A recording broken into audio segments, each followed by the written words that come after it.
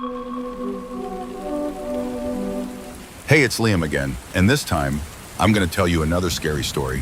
When I received news that my mother's health was worsening, I had to make a quick decision. I needed to return home. The savings I had set aside could barely cover a ticket on a cruise ship. It wasn't luxurious, but it was enough for an urgent trip back to my hometown. The ship was small, unremarkable compared to other cruise liners, yet it had all the essentials for passengers. In the harsh winter, when I got the urgent news, the weather was brutal. The city I lived in was blanketed in thick snow. The temperature was below zero. Gray clouds obscured the sky. Strong winds created a sense of chaos. In the freezing winter, the streets were slippery. Every step required extreme caution. I lived in a modest apartment in the city's suburbs, rented for years. I hadn't lived with my mother for a long time.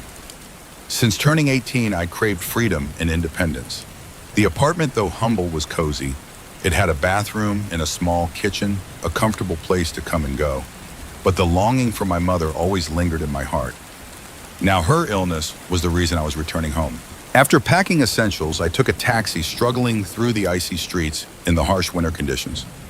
When I reached the port, the cruise ship, though not remarkable, looked sturdy enough for a safe journey. Its outdated exterior and neglected details contrasted with the elegance one might expect from larger ships. Though unimpressive, it offered basic comfort. Timing was critical in this case, given my mother's health. The cruise was set to last about 3 hours. The weather at sea was even colder than on land. The wind howled in my ears. Thick waves crashed one after another. Though not dangerous, they created unease, heightening my fear. Passengers gathered at the entrance preparing to board.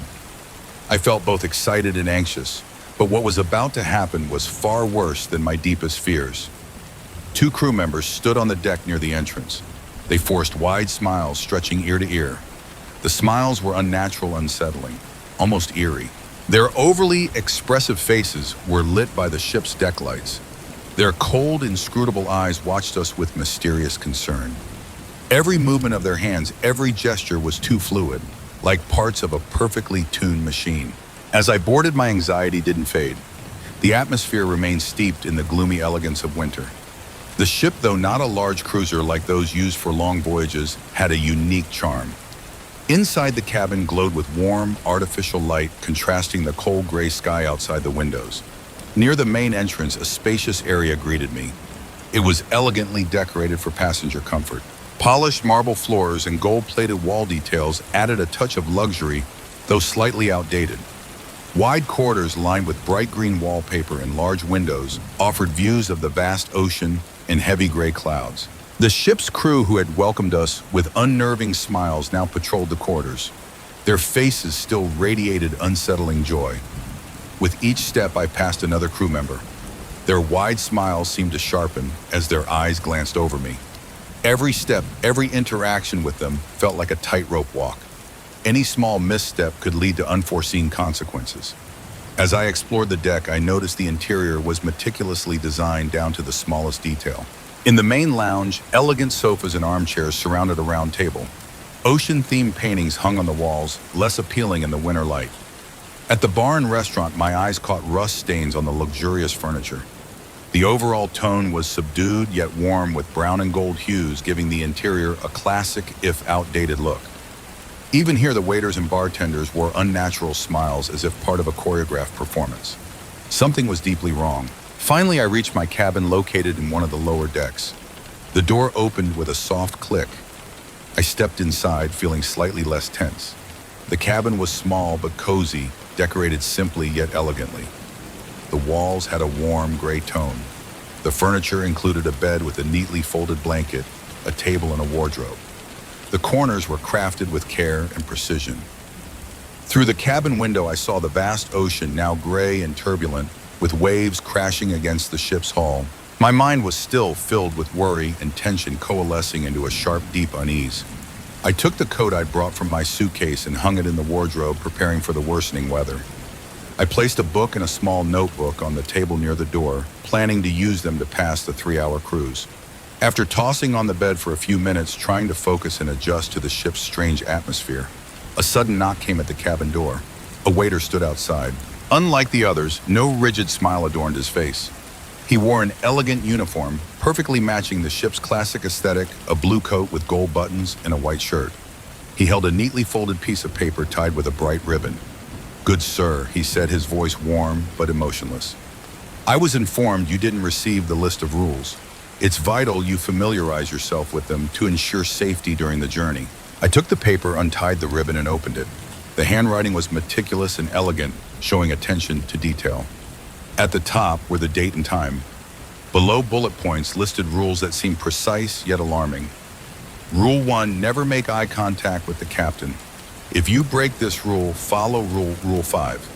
Rule 2, if you hear faint scratching in the cabin, don't move.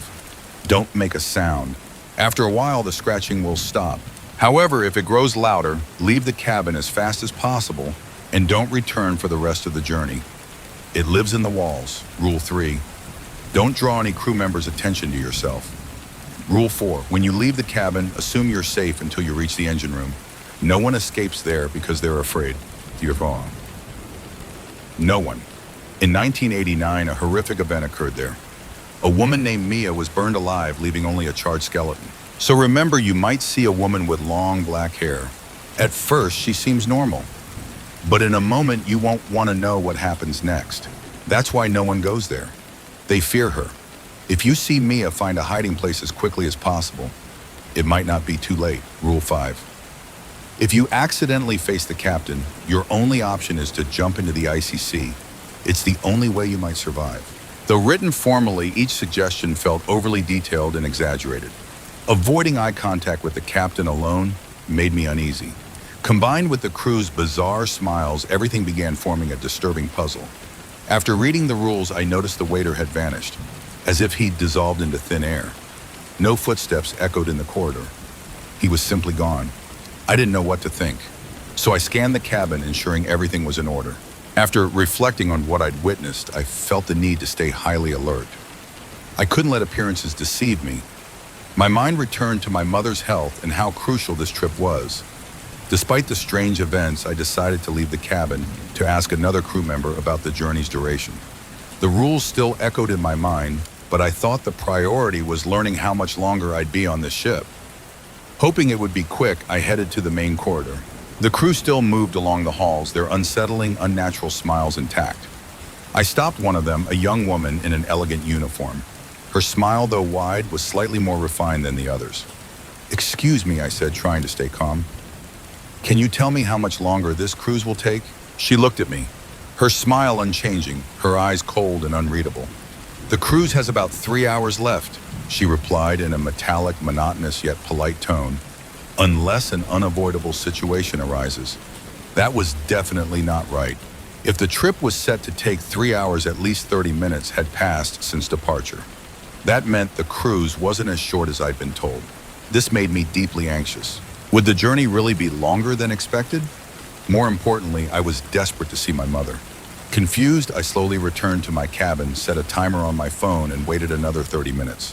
When the phone showed 30 minutes had passed, I decided to ask again. I left the cabin and headed to the main corridor, where I saw the same young woman in uniform. Stopping her, I tried to stay calm, though I was growing more impatient.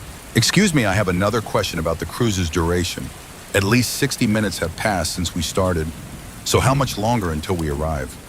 She looked at me, her smile unwavering. "Everything is on schedule," she replied calmly. "The initial duration is correct. 3 hours remain. Please don't worry, the cruise is on track."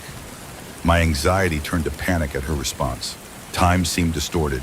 Each assurance that everything was fine only deepened my unease. Without thinking, I approached a nearby passenger and asked, "Excuse me, how long will this trip take?" I tried to sound rational, though I was increasingly stressed. The passenger looked at me confused, then glanced at his watch. His face showed clear distress as he answered, 3 hours. "Why do you ask 3 hours?" I muttered, stunned.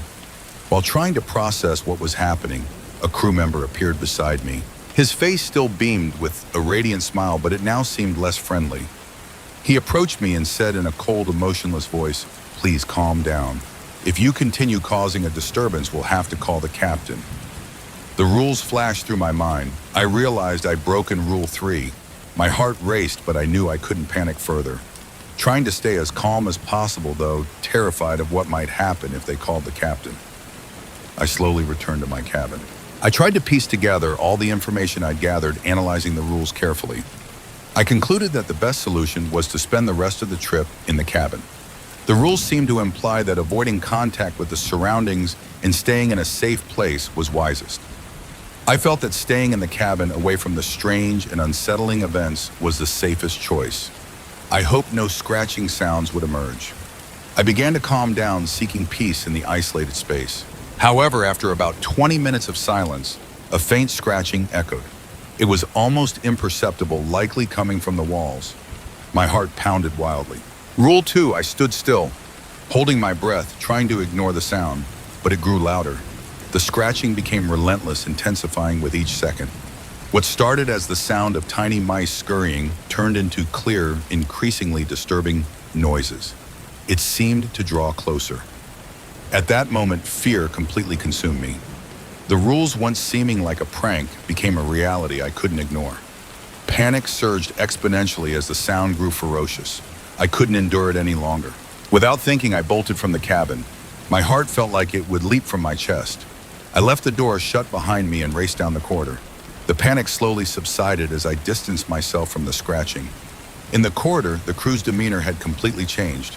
Their faces were now rigid and unreadable. Though they still smiled, the smiles were wider, longer. Their eyes tracked my every move as if waiting for me to overstep. The corridor was filled with piercing stares that seemed to burn into my soul. Tension surged again as I noticed 2 crew members following me. Their presence was initially subtle. They kept a proper distance, not too close, but enough to make it clear they were behind me. No matter how fast I walked, the gap seemed to shrink with each step. Finally, I couldn't bear the pressure. I started running. At the same time, they ran too. "Please stop," one of them called out. But I didn't care. Running was my only hope. Though my footsteps echoed loudly in the corridor, the other passengers completely ignored me. Their lack of awareness was terrifying. They acted as if I wasn't there. As the 2 crew members closed in, I made a reckless decision. It seemed the only viable solution in this dire situation: run to the engine room. Though the rules had warned against it, and every cell in my body protested, it was the only place I could hide in this desperate moment. Without further thought, I dashed down the stairs to the lowest deck where the engine room was. As soon as I reached it, the crew stopped. They no longer followed. Clearly, they feared this place. The engine room was a vast, dark space filled with noise and heat blasting my face. Rusty old pipes and steel machinery formed a maze of massive engines. Running pumps roared and powerful generators hummed. The air reeked of oil and exhaust. Dim lights barely illuminated the room, casting long, eerie shadows on the walls. Tangled pipes and wires ran along the walls and ceiling. Oil dripped from various spots onto the floor. Each step I took echoed in the empty industrial space. I stopped beside one of the engines, trying to catch my breath and calm down. While standing behind the massive engine, attempting to control my panic, I suddenly saw something that shocked me. In the dark corner of the room stood a figure. Though shadowy and dim, it was clear enough to recognize a woman staring at me with an eerie smile. She was a few meters away. Her presence in this place was utterly out of place. Her pale face and smile, though initially polite, quickly turned into something far more terrifying. My body froze, rooted to the spot, staring at her. In mere seconds, her polite form began to distort. Charred bones emerged in parts of her body. Her skin turned ashen gray, grotesque, as if stretched over an oversized skeleton. Everything unfolded like a slow-motion film, yet too fast for me to react. Her body twisted unnaturally, as if unbound by physical laws. I heard bones cracking. Her once elegant hands morphed into abnormal shapes like terrifying claws extending outward. And her face, oh God, her face was a nightmare. The pale human skin transformed grotesquely, as if scorched in a catastrophic fire. Her skull was covered in brown and black scars like cracked ash. The smile remained stretching ear to ear, revealing a gaping mouth with unnaturally long, sharp teeth, remnants of her former unnatural smile. Deep black scars crisscrossed her face and amplifying its horrific appearance. Her eyes were the worst nightmare. Their original color and shape were completely distorted. Where normal eyes once were now, were deep black voids filled with an eerie, unnatural light. Cracks radiated around her eyes, as if her skin had been burned, forming jagged, terrifying outlines. Frozen in fear, I witnessed the full revolting transformation I'd never forget. She let out a piercing scream before moving. The shriek tore through the engine room's silence, echoing off steel walls and amplified by the machinery's hum. With my last shred of clarity, I decided to hide in a nearby storage crate. Several such crates lined the compartment used for tools and spare parts. Terrified, I slipped into one, gently closing the lid. Inside was pitch black. The air reeked of oil and rust. I could barely move. My muscles and joints ached, but I tried not to make a sound. I heard her horrific screams outside echoing off metal surfaces. Peering through small slits in the wooden crate, I saw flickering lights and shadows crisscrossing the engine room. She moved at terrifying speed, her form seeming to teleport from one spot to another, sometimes vanishing into darkness only to reappear far away instantly. Each movement was accompanied by the sound of breaking bones. My heart raced faster as she drew closer. Cold sweat poured down my body. Adrenaline nearly paralyzed me with fear. I knew I had to stay hidden in this cramped refuge as long as possible, hoping the monster wouldn't notice me. I prayed I'd survive this nightmare. I don't know how long I crouched in that crate. Time seemed to crawl. The surrounding sounds were both terrifying and overwhelming. Her relentless screams continued. Her swift, unpredictable movements only heightened my fear. Every sound, every crack made my mind feel like it would shatter. I tried to stay calm, though my body was numb from cold and terror. Finally, exhaustion, stress, and fear overwhelmed me. I passed out. The last thing I remember was the grotesque monster slowly approaching my hiding place. When I woke, the engine room was silent. Cautiously, I opened the crate's lid and peered out. The space was empty, quiet, as if the horrific scene had ended. The engine room, though still noisy with machinery, was far calmer. The terrifying presence was gone. I climbed out slowly, trying not to make a sound. As I left the engine room, my legs were stiff and trembling, but I forced myself to stay calm. Each step felt arduous, but I needed to get out, find safety, and decide what to do next. With a mix of relief and fear, I finally exited the engine room. I swear, as I left, I saw her. The creature hung from the ceiling in an unnatural position not far above my hiding spot. Her ghastly, distorted face stared directly at me. Her deep black eyes seemed to pierce the darkness, tracking my every move. Goosebumps erupted across my body. Every hair stood on end. I couldn't tear my eyes from her horrifying gaze. It conveyed something beyond ordinary fear, something profoundly terrifying, almost supernatural. My heart pounded, legs shook, and panic surged as I tried to escape. With fear and horror, I bolted from the engine room. Yet I still felt her presence lingering above, following my every step. With desperation and determination, I crept to the upper decks, seeking refuge and frantically searching for an escape. Finally, I reached the deck where the lifeboats were. My heart thumped, hands trembling with fear. But I knew I had to act fast. I approached a lifeboat, gently unfastening it and preparing to lower it. Every sound felt loud and conspicuous. I moved carefully to avoid drawing attention. But just as I hoped for escape, a group of crew members approached. Their faces were unreadable, their demeanor resolute. I quickly noticed their cold, angry expressions. The wide, rigid smiles once plastered on their faces were gone. There was nowhere to run. I was surrounded. As the crew closed in, I instinctively noticed one among them standing out. A towering man about 3 meters tall. His presence was striking, almost overpowering. He wore a distinct outfit, dark gray, elegant, with a subtle sheen that drew attention. His commanding posture exuded decisiveness and authority. That's when I made the biggest mistake of my life. I looked directly into his face. The only thing I noticed before realizing my error was his cold, piercing eyes staring straight into mine. Now I knew. He was the captain. I had broken Rule 1. I knew what it meant. With no other choice, I followed Rule 5. In a desperate act, I decided to jump into the icy sea, clinging to the hope that this leap was my only chance to survive. The water's temperature was brutal. It instantly shocked my body. The cold pierced my bones, slicing into my flesh. Every movement in the water was agonizing, almost unbearable. The water was colder than anything I'd ever touched, draining my energy. I struggled to stay afloat, battling powerful waves crashing against me. The freezing wind howled in my ears. The darkness of night made it hard to gauge how far I was from the ship. Each second in the water felt like a century. Hope of rescue faded with every moment. In fear, I watched the ship slowly vanish from view. Its massive silhouette, once dominating the horizon, shrank and blended into the darkness. The deck lights, which had given me hope, became faint specks in the cold night, gradually disappearing.